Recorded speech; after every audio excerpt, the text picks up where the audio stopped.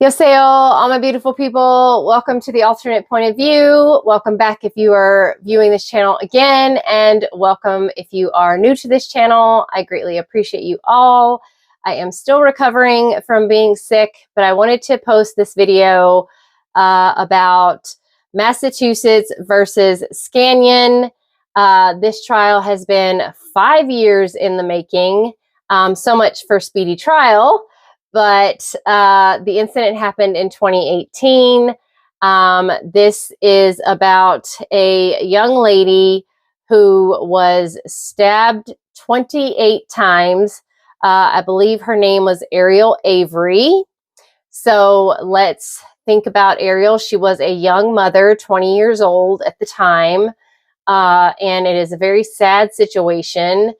But there are some things, as we all know on my videos, I do say things and put my 2 cents in about situations that I just feel matter, because actions have consequences. I'm not saying this consequence is right by any means. It is a very violent, tragic death, and it's horrible. And this guy was wrong, of course, but he was charged with first-degree murder with the option of second-degree murder. First-degree murder, for those of you who don't know, is with malice and intent and forethought. So that is planned. It means that he premeditated the actual murder to occur. With that being said, that means that he planned to kill her, planned to stab her 28 times. And with first-degree murder, there is that fine line that, 28 times is excessive, but I have covered other cases where people have been stabbed over 100 times, which, my gosh, I would be exhausted after like one stab, dude, and I'd be like, whew, I am done. I'm exhausted. I'm tired. But I believe what made this jury choose the first-degree murder was because after so many stabs, you would think that that would be enough, right? You would think that he would have decided after a certain amount of times that he could stop, right? But let's get into the meat and potatoes of this actual case. So, in 2018, in Massachusetts, Avery, the female, and Scanlon, the male, were apparently high school sweethearts. They've been together for years, off and on, towards the end there. They did have a baby, Darla, and they were living together. And they, had this baby. The baby was still an infant. She had the baby in December, or I believe December.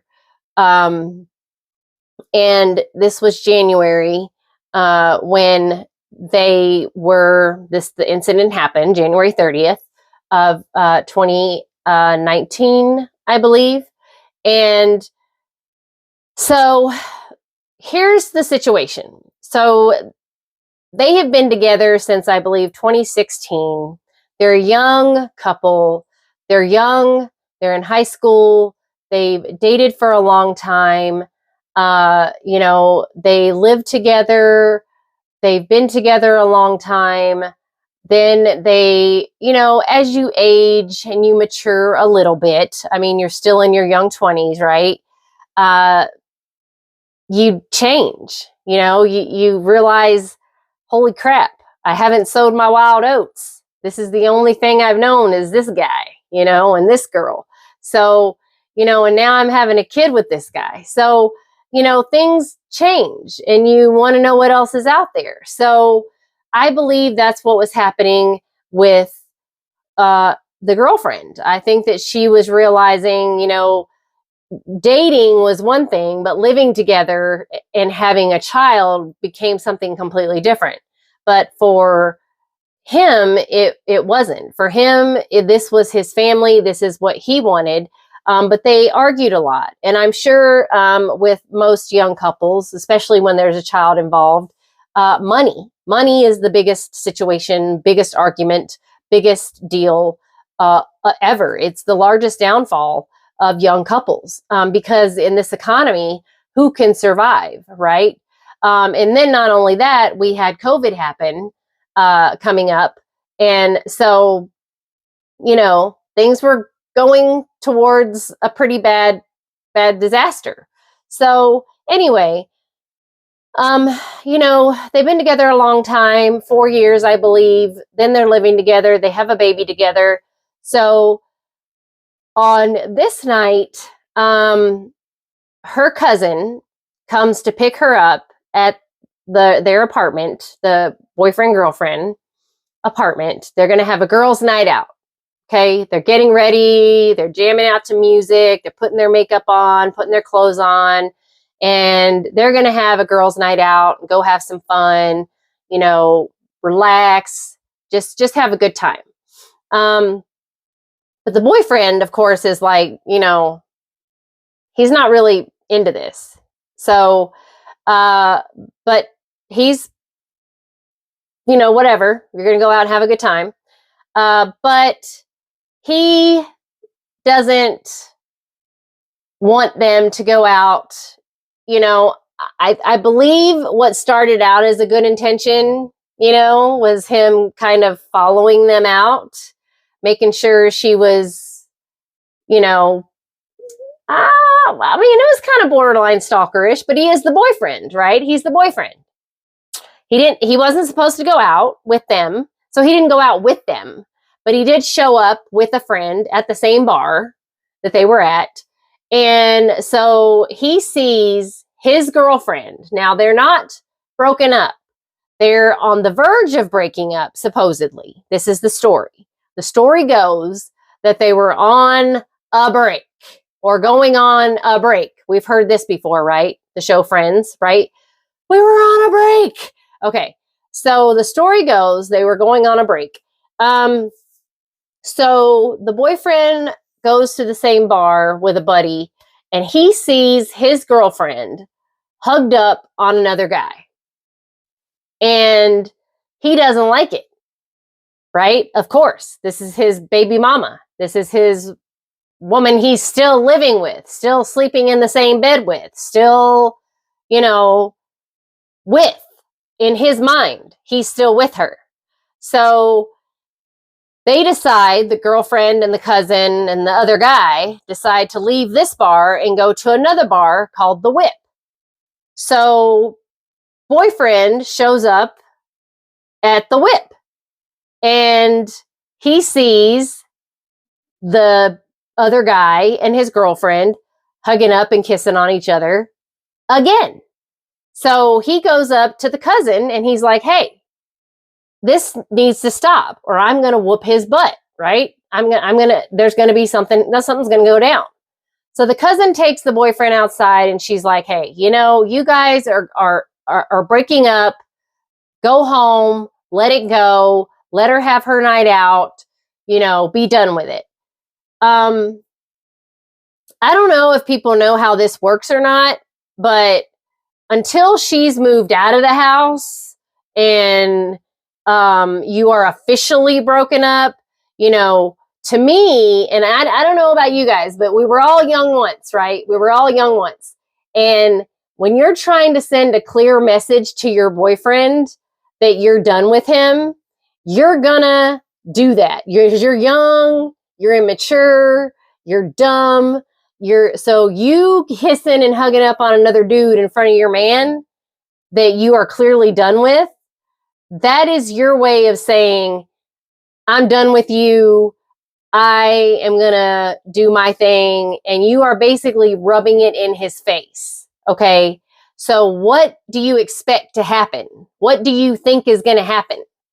Do you think this is going to end in a, little tiff?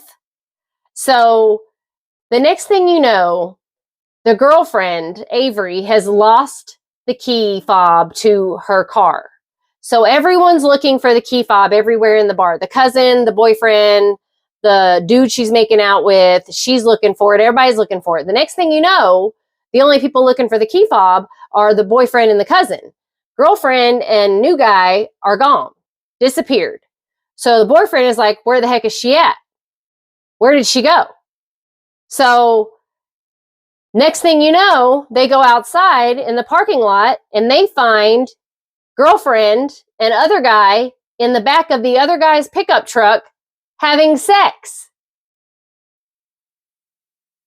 What about any of that makes any sense? So boyfriend opens the truck door and is like, yo, get your stuff and let's go home. So these people are in the middle of sex and they get themselves together. She gets her stuff, gets in the car with boyfriend, because after telling him though, I don't want to be with you, I want to be with him. Now, just to clarify the relationship between girlfriend and other guy, they're coworkers. They've never hung out before. They just work together.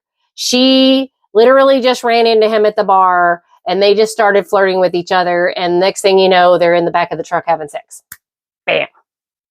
So clearly girlfriend wanted to go out and do her thing and rub it in the boyfriend's face, like rub his face all up in it.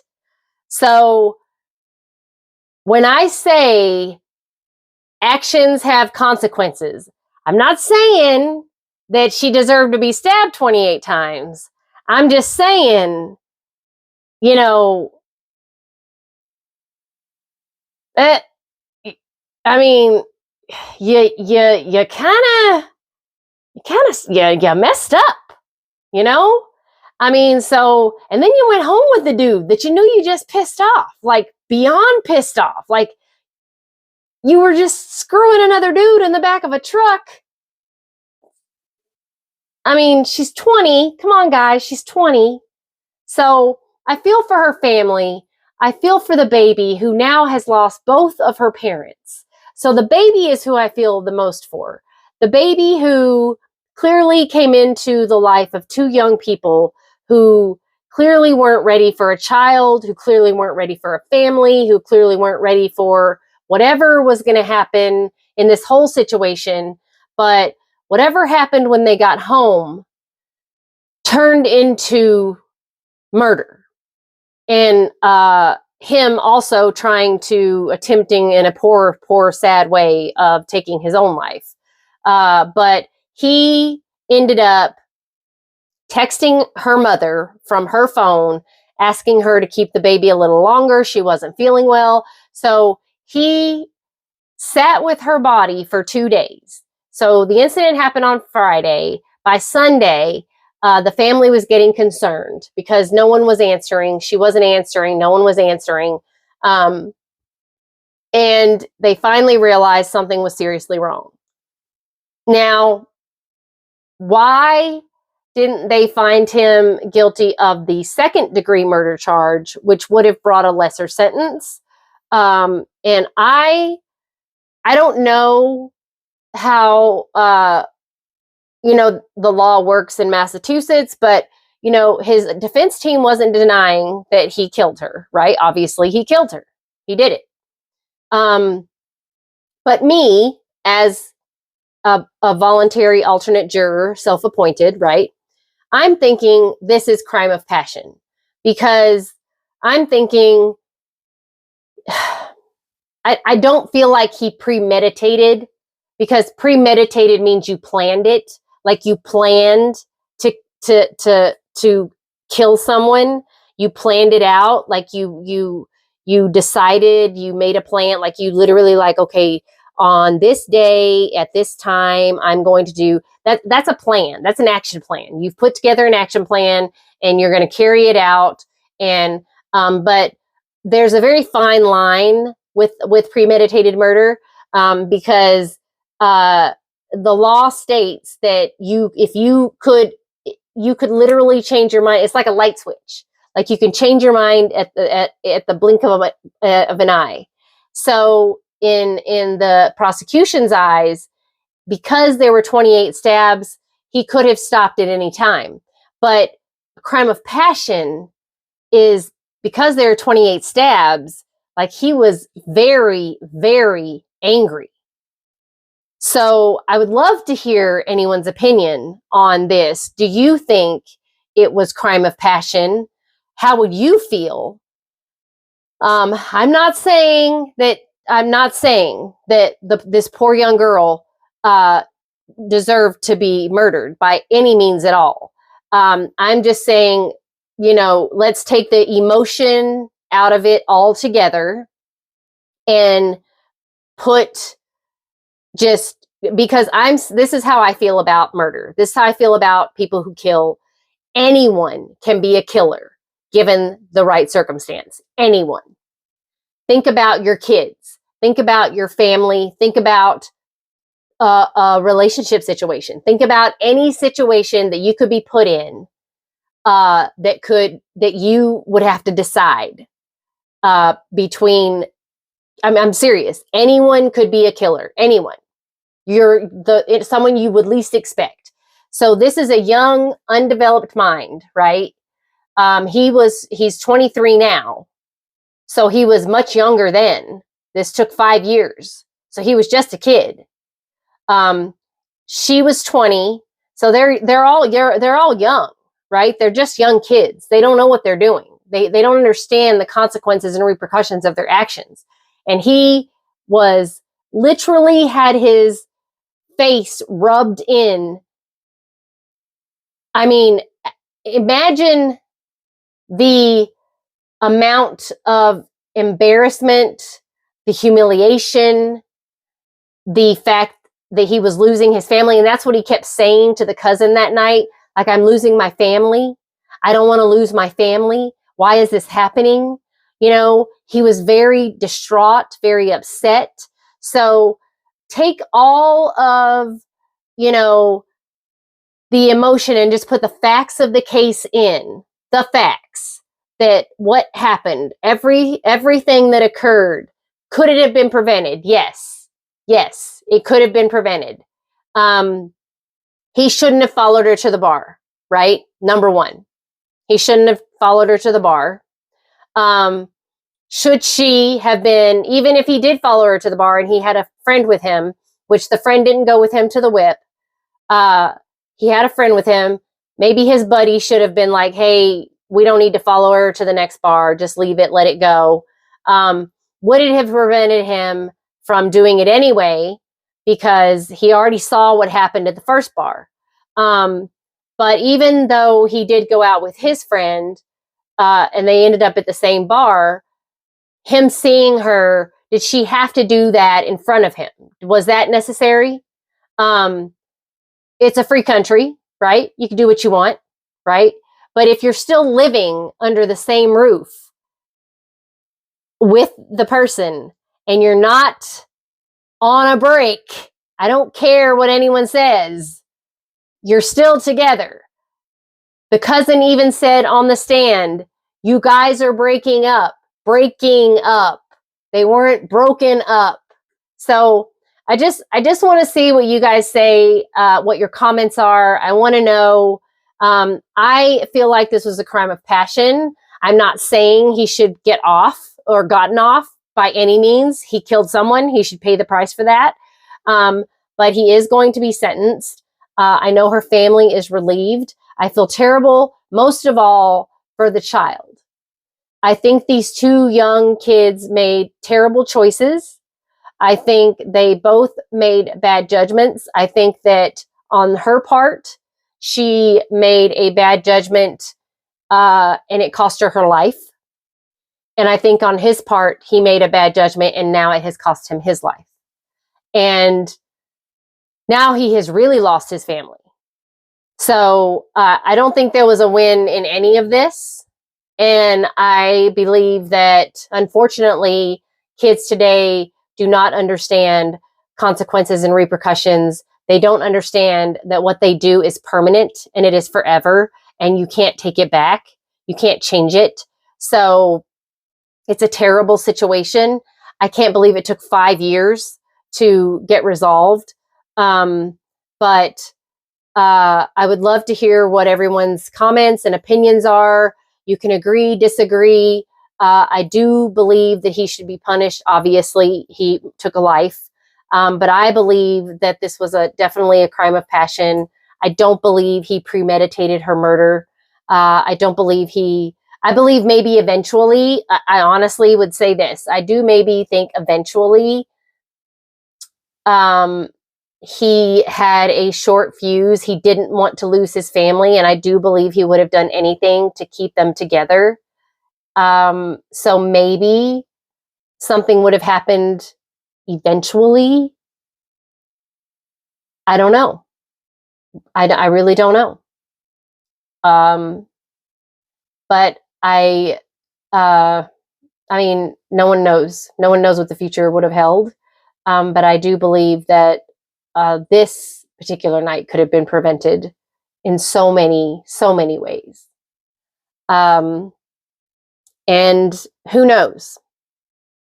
Darla could have her parents right now. And maybe if they had grown and matured a little more, this definitely wouldn't be this way. So I appreciate everyone. I hope to be 100% better soon and be able to bring you more content. So let me know what you think about this case, and I will have a new story for you guys that is very personal coming up soon. I'm going to be talking with someone that is coming from the perspective of an actual friend of a victim that was murdered by a serial killer. I am super honored to be able to communicate with a person who has experienced this terrible tragedy and be able to share with you a story of a beautiful light that was taken from this earth from the perspective of the victim's family, friends, and I can't wait to tell you about that story because I've seen so many stories about this serial killer, but not enough stories about the beautiful people that he took away. So I appreciate everyone listening. Please like, subscribe, and share, and keep leaving comments. I love your comments so much. So thank you so much. Kamsahamnida. And I will talk to you in the next video. Thank you.